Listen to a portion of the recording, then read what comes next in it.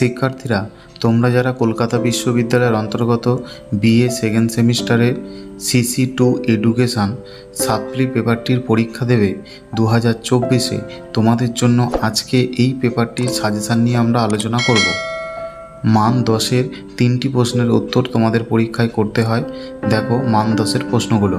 প্রশ্ন 1, মনোবিজ্ঞান কাকে বলে? শিক্ষা মনোবিজ্ঞানের গুরুত্ব আলোচনা করো। 2, গিলফোর্ডের বুদ্ধিতত্ত্বটির পরিচয় দাও, এর শিক্ষাগত তাৎপর্য লেখো। 3, এরিকসনের মনোসামাজিক তত্ত্বটি বিশ্লেষণ করো, এর শিক্ষাগত তাৎপর্য লেখো। 4, বান্দুরার সামাজিক শিখন তত্ত্বটি আলোচনা করো, এর শিক্ষাক্ষেত্রে তাৎপর্য লেখো। 5, শিক্ষা মনোবিজ্ঞান কাকে বলে? মনোবিজ্ঞানের সঙ্গে শিক্ষার সম্পর্ক কী?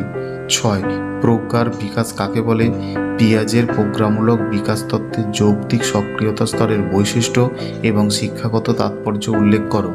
7, স্পিয়ারম্যানের দ্বি উপাদান তত্ত্বটি আলোচনা করো এবং এর শিক্ষাগত তাৎপর্য লেখো। 8, বিস্মৃতি কাকে বলে? বিস্মৃতির কারণ কী, কীভাবে স্মৃতিকে উন্নতি করবে? 9, স্মৃতি কাকে বলে? স্মরণ প্রক্রিয়া ব্যাখ্যা করো, কিভাবে স্মৃতি উন্নতি করা যাবে। 9, প্রাচীন অনুবর্তন ও অপারেন্ট অনুবর্তনের পার্থক্য আলোচনা করো। 10, শিক্ষা মনোবিজ্ঞানের প্রকৃতি ও পরিধি আলোচনা করো। 11, থর্নডাইকের শিখনের সূত্রগুলি কী কী? থর্নডাইকের শিখনের মুখ্য সূত্রগুলি আলোচনা করো।